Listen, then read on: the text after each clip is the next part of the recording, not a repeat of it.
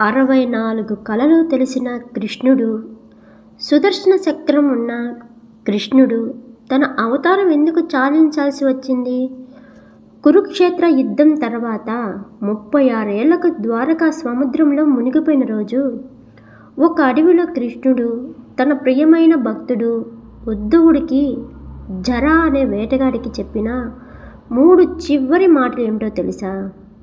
అవి వింటే మీ లైఫ్ మొత్తం మారిపోతుంది. ఇది కథ కాదు, కలియుగంలో మనందరికీ కృష్ణుడు చెప్పిన చివరి సందేశం.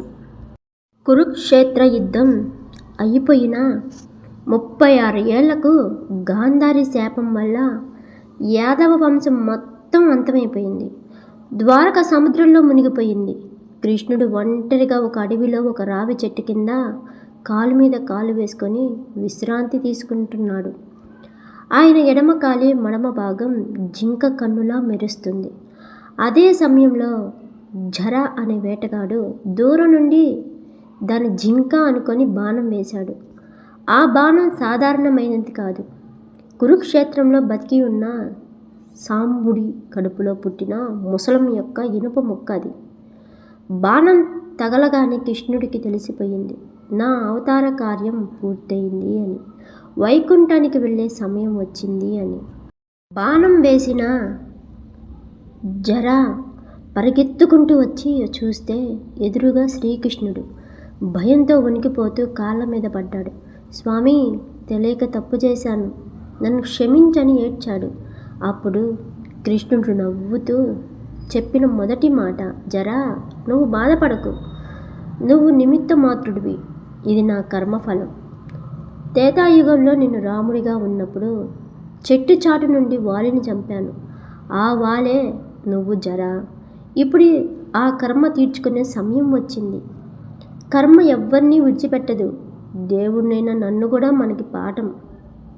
నువ్వు ఎంత పెద్దవాడివైనా సరే, నువ్వు చేసిన మంచి చెడు నిన్ను వెంటాడుతుంది. కాబట్టి ఈరోజు నువ్వు ఏం చేస్తున్నావో జాగ్రత్త. దేవుడికి కూడా తప్పలేదు, మనమెంత. దగ్గరికి ఆయన ప్రియమైన భక్తుడు ఉద్ధవుడు పరిగెత్తుకుంటూ వస్తాడు. కృష్ణ, ద్వారక మునిగిపోయింది, యాదవులంతా చనిపోయారు, ఇప్పుడు నువ్వు కూడా వెళ్ళిపోతున్నావా? నేను ఒంటరిగా ఎలా బతకాలని ఏడుస్తాడు. అప్పుడు కృష్ణుడు ఉద్ధవుడి తల నిమిరి చెప్పిన రెండవ మాట, ఉద్ధవా, ఈ శరీరం అశ్వాసితం, ఈ బంధాలు అశ్వాసితం. నేను కట్టిన ద్వారక, నేను పెంచిన యాదవులు అన్నీ కాలగర్భంలో కలిసిపోవాల్సిందే. దేని మీద మమకారం పెంచుకోకు. నీ ధర్మం నువ్వు చెయ్యి, ఫలితం నాకు వదిలే. ఉద్ధవా, నువ్వు బదరీ ఆశ్రమానికి వెళ్ళిపో, అక్కడ తపస్సు చేసుకో. లోకంలో ఎవరికీ శాశ్వతం కాదు. నేను భూమి మీద నా పని పూర్తి చేశాను. దీన్నే ఉద్ధవ గీత అంటారు.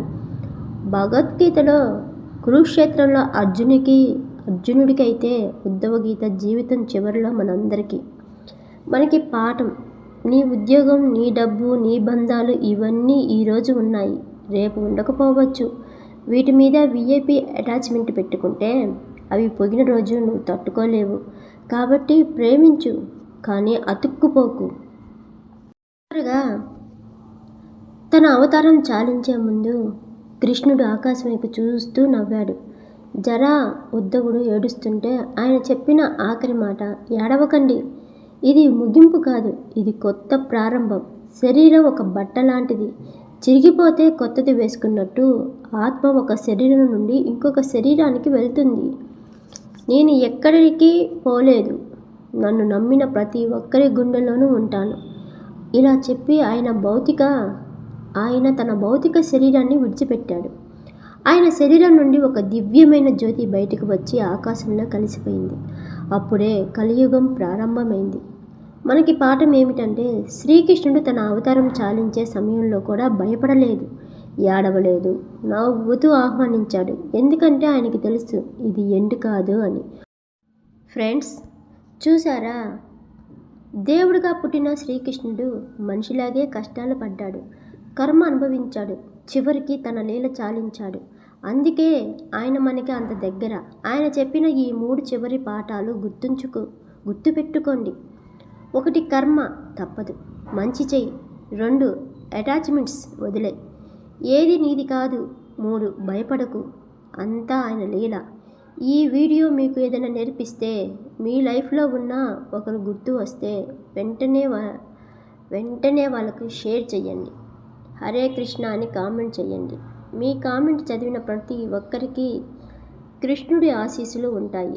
ఇలాంటి పురాణ రహస్యాల కోసం సబ్స్క్రైబ్ చేయండి. నెక్స్ట్ వీడియోలో కర్ణుడి శాపం వెనుక అసలు నిజం చెబుతాను. మిస్ అవ్వద్దు. జై శ్రీకృష్ణ.